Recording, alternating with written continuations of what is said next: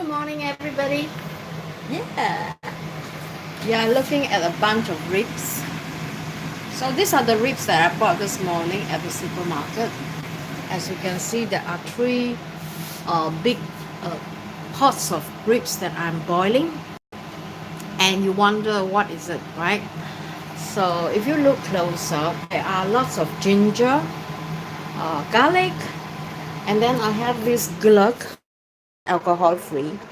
So I bought this, it was on special offer. So I have those, and I have three big pots of ribs cooking away here. Usually the Swedes like to cook this, they would chop the rib up and then they just marinate them and then they just fry in the oven, which I felt like is a bit too dry.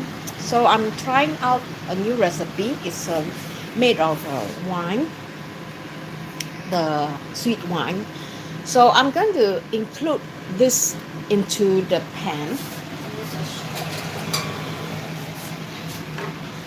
So I've already boiled them, pre-boiled them, and this is already been cooked for at least half an hour.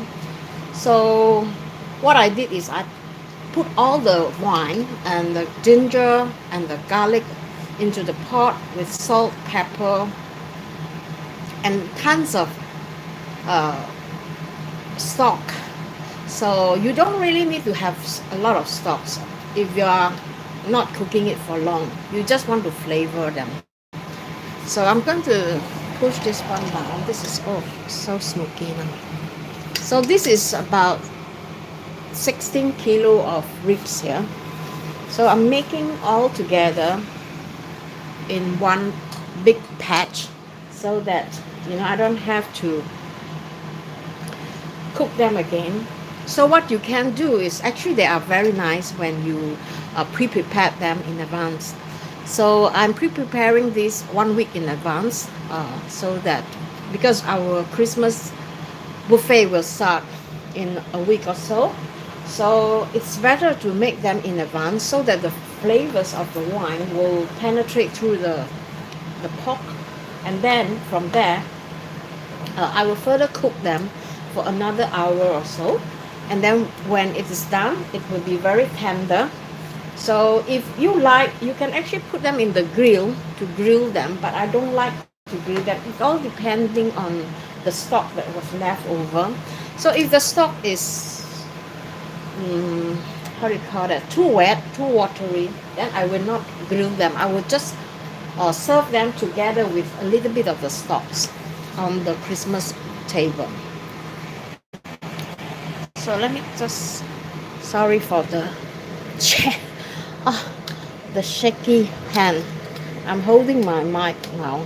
So this will cook out, and I have another smaller pot that is already been cooking for about an hour now. So I'm going to just let this slowly boil. I put them on 5, so you can cook them for another hour.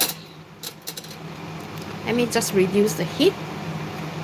I will increase the heat for that pot because it doesn't seem like anything is happening. It's just bubbling away. So I'm going to reduce, this is boiling too much, so I'm going to reduce this to 5 and that to 6, and this one I'm going to increase a little bit because it doesn't feel like it's boiling. So this is going to be boiling away for at least an hour.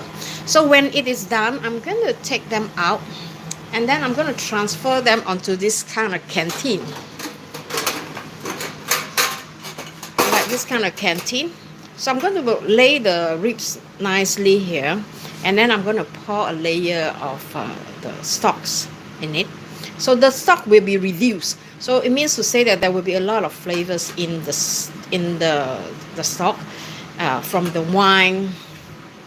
And what you do is you wait until it's cooled down, take an aluminum foil and just cover them, and then put this whole thing in the freezer and let them freeze, deep freeze, until when it's Christmas Eve. We celebrate Christmas Eve, or in this case when we have our Christmas buffet, then I will take out 1 day in advance defrost them, and then what I do is that I will take the whole tray and put them in the oven and cover them, and let it, cook in the oven until it's ready to be served. So this is one lazy way you can do. Instead of stressing out, you can actually prepare this in advance. I hope this is a very good tips for those of you. In Sweden, we eat quite a lot of pork. In fact, most of our food on the Christmas table is pork. So I'm a little bit worried because we have guests who are Muslim. They don't eat pork, but they like to celebrate Christmas with us. So I am thinking maybe I will just buy some roast beef, to serve them instead of giving them pork.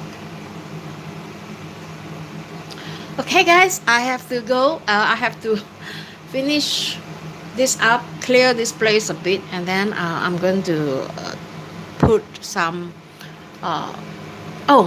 Maybe let me just show you how it looks like on the.